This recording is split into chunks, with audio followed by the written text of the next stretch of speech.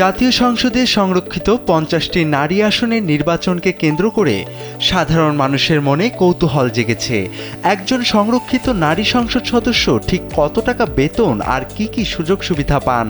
মূলত সংরক্ষিত নারী আসনের এমপিরাও সরাসরি নির্বাচিত এমপিদের সমান সুযোগ সুবিধা ভোগ করেন।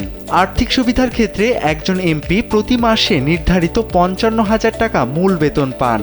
এর বাইরে তিনি ন্যাম ভবনে ফ্ল্যাট সুবিধা, উন্নত চিকিৎসা ও বীমা সুবিধা পান। জীবনযাত্রার ব্যয় হিসেবে প্রতি মাসে ১,৫০০ টাকা লন্ড্রি ভাতা এবং ৬,০০০ টাকা বিবিধ ভাতা পান।